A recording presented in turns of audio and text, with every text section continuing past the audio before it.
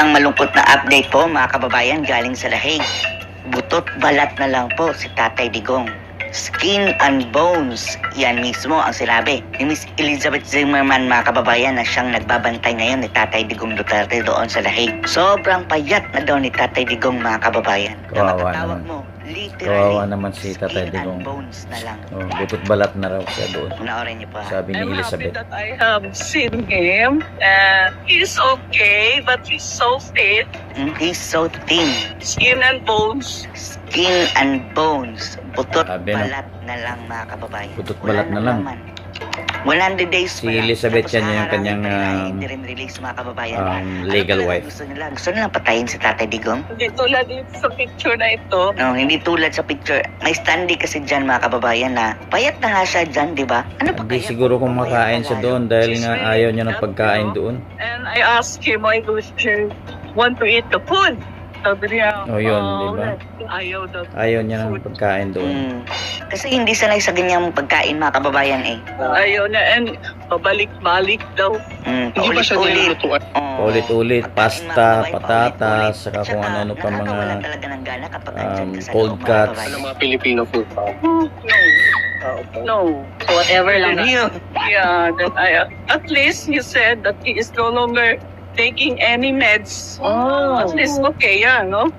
Pero, may diabetes. Umabot na yun ng 500. So, kung hindi siya ang, nagtitake mga ng kanyang kababayan, meds, paano kanyang yun? blood sugar. Paano yung kanyang mga Kung sakit? pinahay siya ng mga kababayan sa airplane, hindi nakadala ng gamot. He's healthy.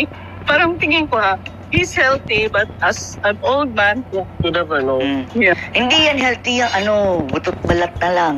Lalong-lalo na in the span of 100 days, mahigit. Ganyan mga kababayan, halos kalahati na iyong timbang ang nawala. Not healthy at all. Tulad na mahina na maglakad, you know. Yan na. Kawawa But naman. how is really the weather, ma'am, lately? Kasi sobrang init ng weather lately. Init na pala dyan. Sabi ko, malamig. Sabi ko, Mainit kasi, naman. from Malamig pa June, rin para saan? July, August, September, May. Sabi niya, sadya kasi I mean, hanggang August. Ang nagsalita, matanda na daw mga kababayan, Madam Elizabeth, kaya nalalamigan. Pero pag-exercise naman si No, President. Walang exercise. Gusto lang niya mag-sleep. Gusto lang niya Pero may gym doon, pwede siya mag-exercise doon. Sleep na naman daw siya. Yun lang. Mahilig magbasa yan si Tatay Digong, kaya nga lang mga kababayan, malabo na ang mata. Ang tanin. At saka nagbabasa naman siya ng libro, ma'am. Yeah. Basta din. Ang sabi ni Bibi Sara, hindi masyado dahil malabo na nga ang mata eh. Pero not so much. Gusto niya yung TV. She was asking Dapat nga about talaga Lois mag-write siya ng Davao, no? ganon. Namimiss na niya Libro. mga kababayan. Mahilig manood Sana, ng YouTube ito okay pa yung mga mata niya. kababayan, no? Tatay Digong. Kaya nga nagka-close sila na banat ba mga kababayan dahil noong pandemic, nanonood. Tatay Digong, Sana may banat access siya bay. sa YouTube doon sa Okay loob. ba daw si Para Basti malibang siya. sa Alam ko, pandemic bawal kasi ang cellphone doon eh. Mas acting mayor, diba? Okay, so basta, huwag kang mag-alala Tatay Digong. So, sabi ko, okay na. Pagiging presidente yan si Baste, kasunod ni Sara. Yan ang May puruhan yan. Tapos si Pulong. Puro Duterte, daming papalit kay Tatay Digong sa politika. Ganyan nyo. Di ba aayos itong Pilipinas mga kababayan? Naman, there's no problem. Sabi ko, when your Sorry, go ahead. grandson is also the vice mayor, sabi ko, Mm. then the other Dami one pa is, mga Duterte na darating sa panahon na Congressman. sila ang papalit sa kanila kay Tatay Digong. And he also asked me, did the hugbong daw won? Sabi ko, yes. Yes, lahat mga kababayan sa Davao City hugpong ng pagbabago.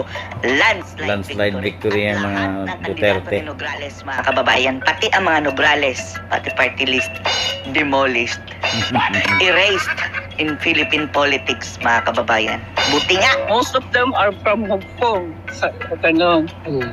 Ano kayang reward ni Nograles mga kababayan Kukunin siguro yan after 1 year na cabinet na naman ni Ngagba. Yeah, that's it. Ma'am, meron bang message si PRRD para sa mga kababayan natin? Yes. He said, you go home.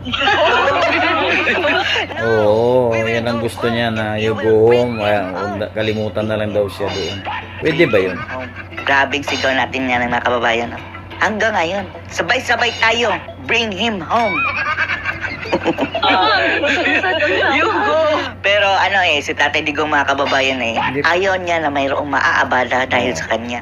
Pwede Yan ang pwedeng ugali ni Tatay Digong. Ayaw bitawan niya natin si Tatay Digong. Yan talaga ang leader mga Suportahan kababayan. natin Pero hanggang itong mga tao, makalabas. voluntaryo yan mga kababayan. Sila ang gumagastos. Kahit pag sabihin ni Tatay Digong na wag na kayong pumunta, no? Hindi mapipigilan ng mga tao mga kababayan na pumunta dyan. Home, thank you for your support. Ako rin, napapasalamat din sa inyo for your support. I am here also for my support. Sabi niya, mahal ang pasahe, umuwi ka na. Sabi ko, we will be here for as long as we are needed here. Sabi ko ganun sa kanya. Ganyan. Bait naman ni Yeah. Ma'am Sabi Elizabeth. niya, you go home and thank you for your support. Yun ang sabi niya. Tapos, yun lang. Sabi niya, I am okay. Sabi niya, you tell them I am okay. Oh, Ma'am, pwede pakisabi kay PRRD na hanggang sa dulo nandito yung mga Pilipino for him. Kahit umulan, mag-snow, Yes, bumagyo, I hindi talaga know. kami aalis. You Sana are makabalik so sa- makalabas siya amazing. kaagad. Yan talaga masabi ko As soon sa as inyo. possible You are para so matapos na amazing. ito.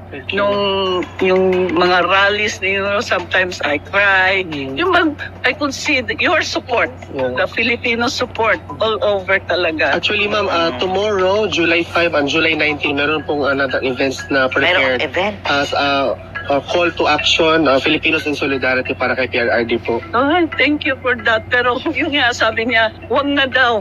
He is okay, wag na daw. Sabi niya, you go home. Tell them to go home. Thank you, ma'am. Tanungan siya, meron po Okay lang. Pakisabi kay Tatay Digong na wag na kaming intindihin. Oh, gusto namin ito, gusto namin ito. Maraming tao doon sa labas, sabi ko sa kanya. Just to encourage him that he is not alone. Meron po question sa inyo, ma'am? Yes, ma'am. Ma'am, makakadagdag pressure po ba kami sa health ni PRRD? No. Hindi po kami umuwi. No, he is happy, but he doesn't want you to bother. Baka nagigilty si Tatay Digong no na naabala ang mga tao sa labas. Pwede pakisabi na lang, pakiabot kay Madam Elizabeth. Suporta naman ng mga tao yung kay PRRD kahit nasa loob siya, maraming tao pa rin sa labas. Sa iyo, walang kapalit. Walang Diba? kapalit. Walang kapalit Masaya yung kami. ginawa ni PRRD Hindi kami nung pinilit, panahon ng hindi kami napilitan. siya ang presidente. Kami pa ang gagastos. Be bothered by that. Bothered, ma'am. We are not bothered, ma'am. It is our honor na ginagawa namin to kasi nag-sacrifice siya before. It is our bit as a Filipino right now. Actually, ito, sukli lang mga kababayan sa ginawa lang ni Tatay Digong na hindi ito ang ating suporta ngayon. Hindi ito ibig sabihin na mayroon tayong kailangan kay Tatay Digong na dapat po siya maglingkod ng ganyan o dapat niyang i-repay. Hindi. Tayo ang nagre-repay mga kababayan sa ginawang kabutihan ni Tatay Digong nung siya pa ang presidente. Do not Sa bother laki Tatay ng Digong. ginawa ni Masaya Tatay kami. Digong Masaya sa kami. Pilipinas, Thank you diba? talaga, ma'am. Kasi po, ma'am, personally, wala po talaga akong Diba, pinakalingan Mama? na politics. In honor of my father, tas lalo pa si former president is a president. Para sa akin, mama, I do this for the country. Kasi, Ayun.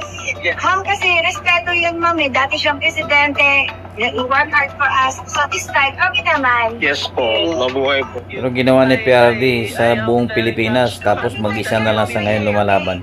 So, suporta din ng mga tao sa I kanya. believe on him also. Balik. Actually, I told even when, we are in court, that was long time ago.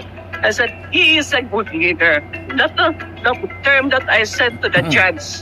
He Nung nag-anal sila mga kababayan, hindi man siya naging mabuting asawa kay Elizabeth mga kababayan dahil sa mahilig sa babae, pero he is a good leader. Yan na mga kababayan sinasabi natin Itong laging pinupukol ng mga makakaliwa, mga dilaw kay Tatay Digong Duterte na masama daw ang bunganga.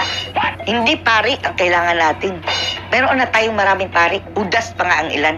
Nagrarally-rally and then nakikialam sa politika and then nakikipagsayaw sa mga makakaliwa. Hindi pari. Meron na tayong pari. Ang kailangan natin isang leader. is a good leader.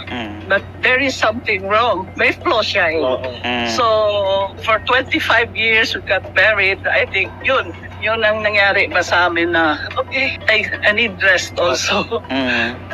Parati na ako nagkakasakit, I have already my operations, So, But Ma'am Elizabeth, on behalf of all the Filipinos all over the world, we love President Duterte and the entire Duterte family, Ma'am. We love you. Oo, kaso Maraming salamat butot balat na lang siya ngayon. Ayaw nang kumain eh. po. Wala kasing munggo saka saging, banana cue doon. Dito, nabutot balat na lang ang ating Kawawa dating naman. presidenteng Tatay Digong, mga kababayan. Post your comments below.